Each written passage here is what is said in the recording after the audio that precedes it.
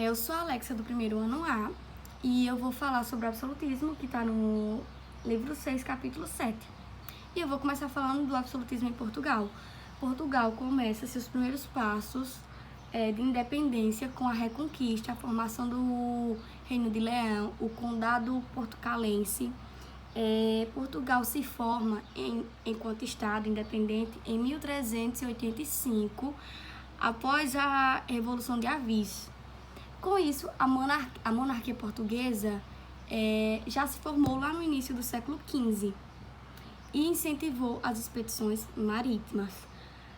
Um dos reis absolutistas que vai ganhar destaque lá em Portugal vai ser Dom João II. E ele vai sim incentivar as rotas comerciais para o Oriente e principalmente as rotas comerciais que trouxessem produtos da África. O foco deles era as relações comerciais para vender tudo o que pudessem na Europa para ficar cada vez mais ricos, né? E Portugal não incentivou e Dom João II foi um dos responsáveis por isso. Acabou que ele não se preocupou muito com a questão das manufaturas. Portugal comprava seus produtos manufaturados e Portugal ele vai ter um sério problema, que é a modernização econômica. E Portugal ele vai se tornar uma potência econômica no século XVI até o início do século XVII e depois ela vai entrar em declínio. Eu vou falar do absolutismo na Espanha agora. A Espanha ela estava lutando com os árabes que estavam na Península Ibérica e a Espanha ela terminou seu processo de reivindicação com a derrota da cidade de Granada e no mesmo ano ela lançou suas primeiras expedições marítimas que chegaram nas ilhas da América Central. Outra coisa que eu posso falar para vocês, a Espanha ela também vai incentivar as rotas comerciais. Então, logo, vai incentivar a construção de navios, vão pensar em uma forma de levar o cristianismo para outros povos. Só que, não que o cristianismo, no caso, não prevaleça. Tem sim, mas é que elas vão levar o cristianismo para outros povos. Outra coisa, a Espanha ela vai se tornar uma potência também por conta das suas relações familiares. Enorme. As suas relações familiares. E um dos grandes reis do absolutismo da Espanha vai ser Felipe II, que por conta dessas coisas, de herança, de dinastia, ele também eu esqueci a palavra para dizer para vocês. Ele também é líder de parte da Alemanha. E ele também tem o domínio dos Países Baixos. Felipe II, ele também vai ter reivindicação de parentesco com Portugal, que vai gerar a União Ibérica. Eu acho que é assim, é a União Ibérica. E ele vai peitar com a Inglaterra e vai surgir como uma potência militar no final do século XVI para bater de frente com a Inglaterra.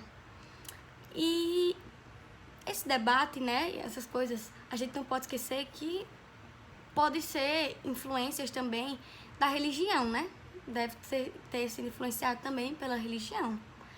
Então, foi isso. Eu vou falar do absolutismo francês. O absolutismo francês ele emerge na França no século XVI. Um grande marco foi a Reforma Protestante, então era muito comum na França conflitos entre católicos e protestantes. O rei que veio para pacificar a França foi Henrique de Navarre e Bourbon, que criou sua dinastia Bourbon. Então, ele foi coroado como Henrique IV.